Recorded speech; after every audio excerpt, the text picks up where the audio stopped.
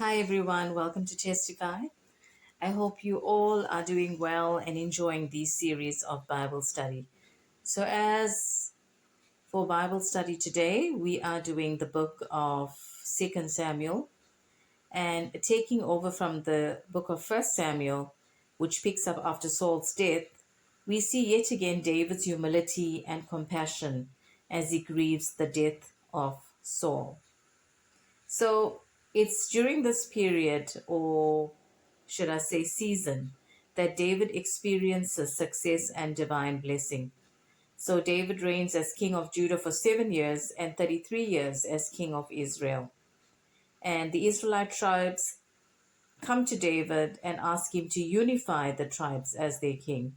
And the first thing he does is he goes to Jerusalem, he conquers it, and then he establishes it as Israel's capital city, and he renames it Zion. So from there, David continues to win many battles for Israel as he expands Israel's territory. So, as we know, David makes Jerusalem the capital of Israel. And then he also decides that he's going to bring the Ark of the Covenant into the city. And then David tells God that if Israel now has a permanent home, God's presence should also have a place to live. So he asks if he can build a new temple for him. However, God says to David, "Thank you for the thought, but actually, I'm going to build you a house."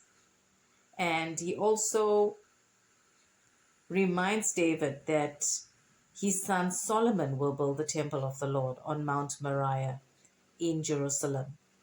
Now, David did not build the temple, even though this was his heart's desire, because it wasn't in God's plan for him. David was a warrior, he was busy fighting and winning battles on behalf of Israel. So, God promises David that from his royal line there will come a messianic king who will build God's temple on earth and set up an eternal kingdom.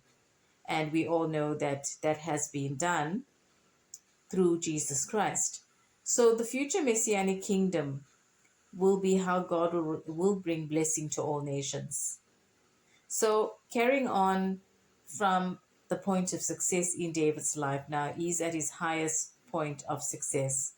And sadly, it's right here in the midst of God's blessing that things go terribly wrong. So David makes a fatal mistake and he plans the murder of a man named Uriah, one of his prize soldiers. And how this comes to pass is that from his rooftop, David sees Uriah's wife, Bathsheba, bathing. David finds her, commits sin with her, and then tries to cover it all up by having Uriah assassinated and marrying her as soon as she's widowed. So David acts out of the flesh.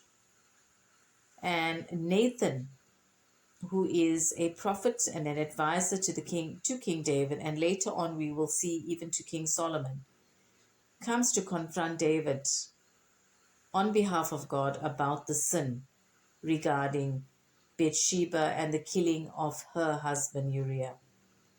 David immediately owns up to what he's done. He's completely broken and he repents, asking God to forgive him. And yes, God does forgive because God is extremely merciful. But it doesn't erase the consequences of David's decisions or David's sin.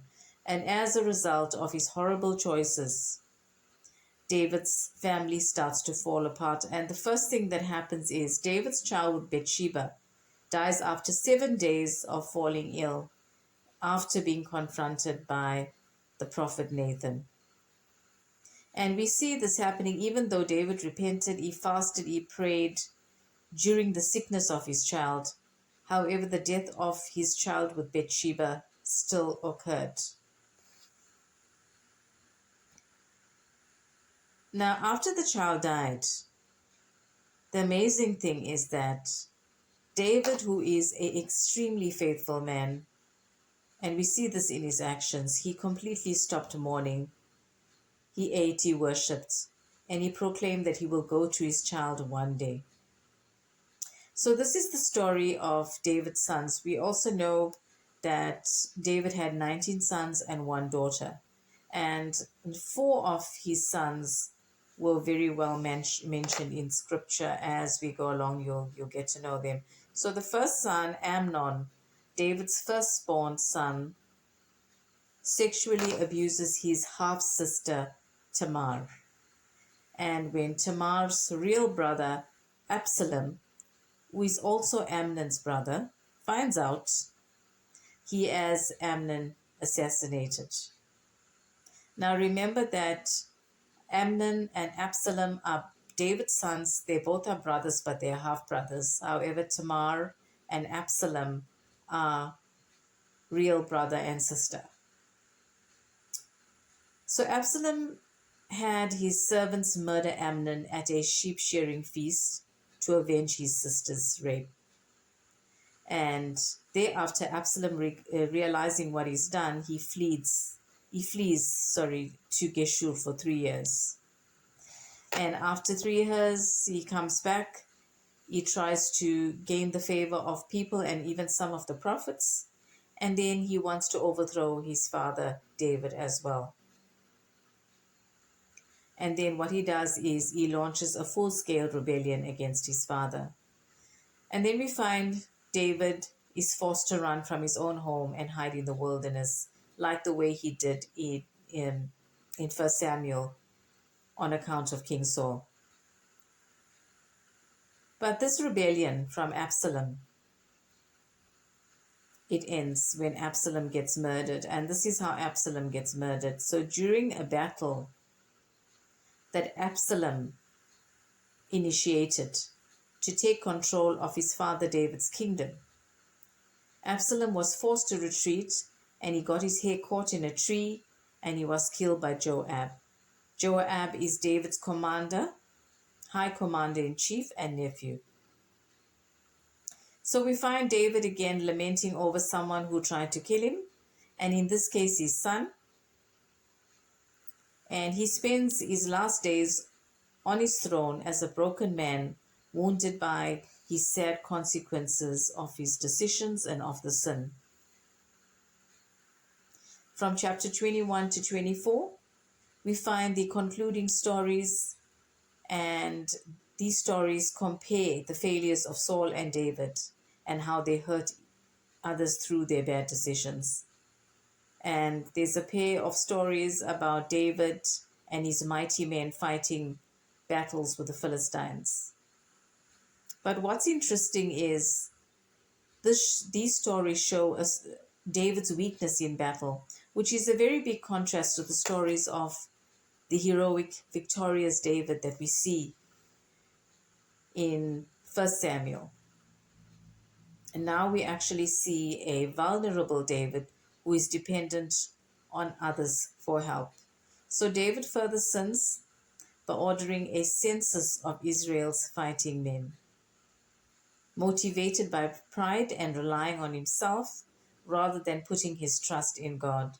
And God sees this, and he brings punishment and sends a plague that killed 70,000 of David's men. So there's a lot of takeaways, a lot of lessons to be learned from the book of 2 Samuel. And the first thing is how sin, our bad decisions, and our consequences lead to a decline in our victories. And it also highlights the difference between Saul and David. Saul was a very evil king, but David was the one who humbled himself. He accepted the consequences. He accepted the punishment that God brought upon him. He realized he was wrong and he repented. And he humbled himself before God, and God exalted him. And we also see the establishment of the Davidic covenant, where God promises an eternal kingdom through David. And it was ultimately fulfilled in Jesus Christ, because Jesus Christ is the seed from the line of David. So the book focuses on David's reign, highlighting God's grace despite human sin and the consequences of not only his choices, but our choices that we make today, and how Israel transitioned from having King Saul, an evil king, as opposed to a man after God's own heart. And if we look at the 42 kings of the northern and southern kingdom from the book of 1st and 2nd Kings, which we will learn, we find that David was the most faithful king of all, and he was a king who was after God's own heart. And even though his son Solomon was far more wealthy and far more wise, David's faith was on another level, and Solomon was not anywhere close to the faith that his father actually had. And so God had used this Davidic covenant to bring in our Messiah. And so it just shows that even though God can punish us for our wrong decisions, he can also bless us. And that's our takeaway from this book. So I hope you enjoyed this book of 2 Samuel Bible study. And I hope that you take time to read the scripture as well as go through the Bible studies. Please do share and please join us for more. Take care and God bless.